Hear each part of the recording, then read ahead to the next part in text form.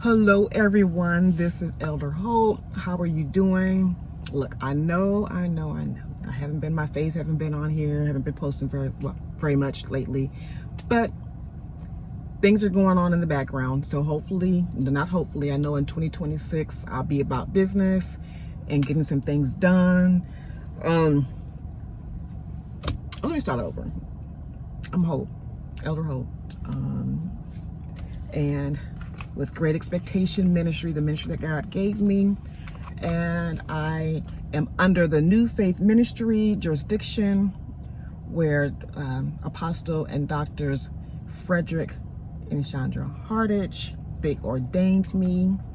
And actually it's been a year and a couple of weeks since my ordination. You know, God is so good. God is so good. God is so faithful. God is so faithful. So here I am sitting at the park. I'm sitting at the park, as you can probably tell in the background there.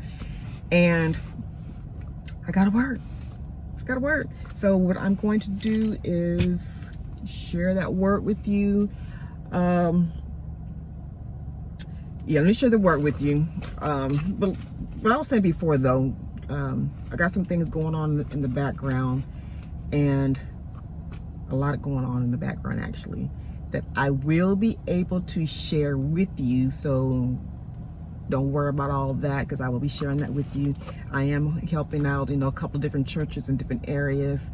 So I'm a little stretched right now, but God said, Hope, what you doing, girl? What you doing? Is it okay to help people? But you got to do things for yourself too, your own ministry that I gave you. So I said, I got you, God. I got you. So he's been downloading different things into me. And so even though you don't see me here on YouTube, just know that I am still with the Lord. I'm a walking church. I don't have a church of my own. God has not called me to pastor. I am not a pastor. But I do pray for others. I get so many calls, so many text messages. And by the way, if somebody's on here and you call me, and you do not leave a message, I'm thinking you butt dialed me, because you didn't leave a message or you didn't text me. Do text me. And yeah, do text me to follow up on that phone call. And I promise you, I'm not ignoring you.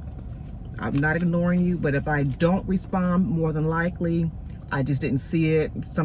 Or your text message, or I text message and I responded to you in my head and I just didn't hit send. Okay. So what I'm going to talk to you about today is God's faithfulness. God is so faithful. I'm coming to you. The first scripture I'm coming to you is from Isaiah 43 and 2. And hopefully you can see me. I was waiting for the clouds. It's kind of cloudy outside, so the sun decided to peek through, so you can't really see me, but hopefully you can, or just listen. So Isaiah 43 verse 2, and I'm coming to you from the New King James Version Bible, the only Bible that I have in my car right now. So that's what I'm reading from. When thou passest through the waters, I will be with thee. When thou passest through the waters, I will be with thee. And through the rivers, they shall not overflow thee.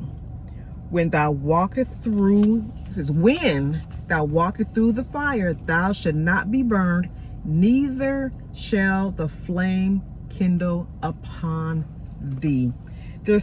So when I read this, some specific words piqued my interest, and it had me to start looking up some scriptures. What is Isaiah saying about this, right? What is it saying? So when I pass through, I'm going to have to circle this in my Bible, through the waters, because you got to go through some things before you can get out of it. And through the rivers, they shall not overflow thee. And when thou walk through the fire, it's not if.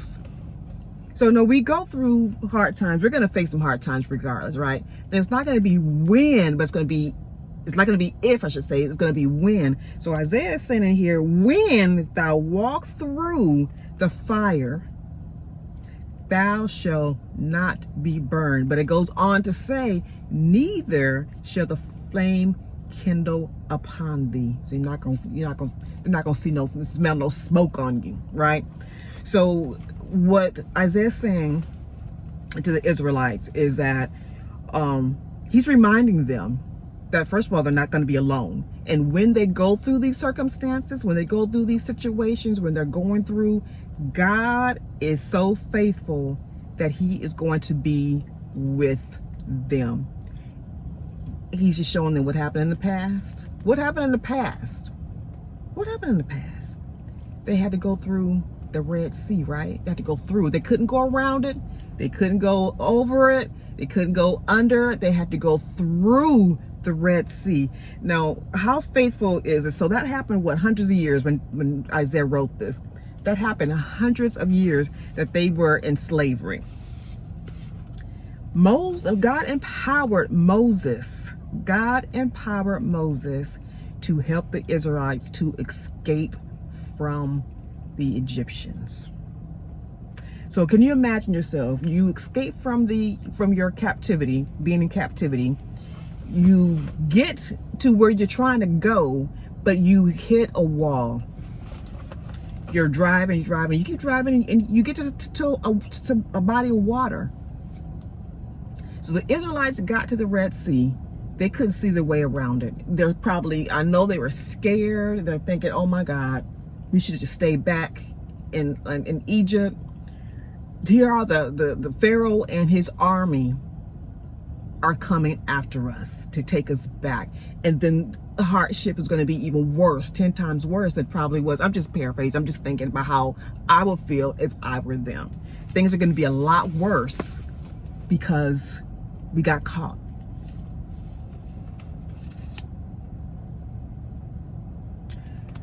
Pharaoh and his army, they drowned in the Red Sea. So how God worked that thing out, he said that he would protect them and he would also provide for them.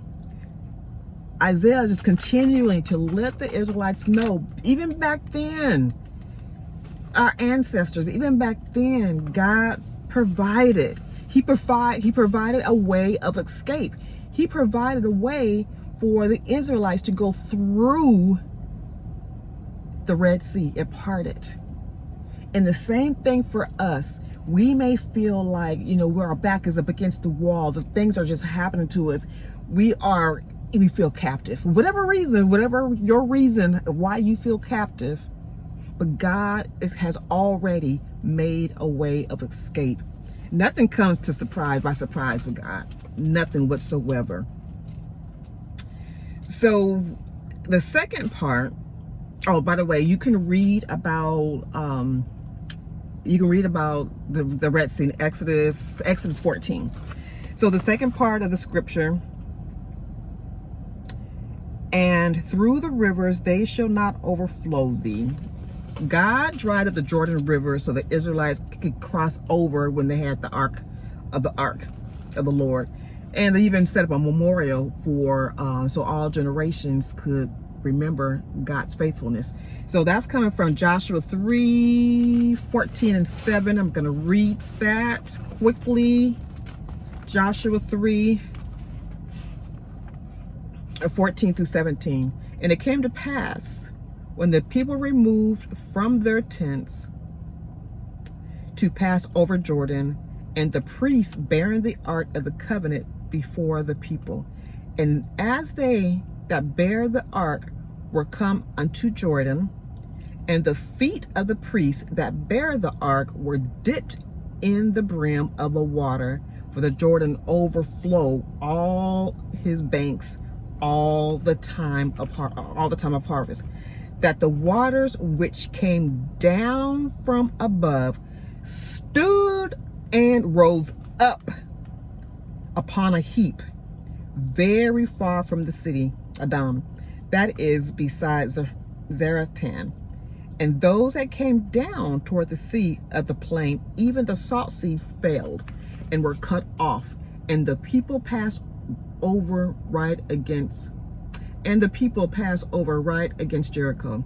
17, and the priests that bear the ark of the covenant of the Lord stood firm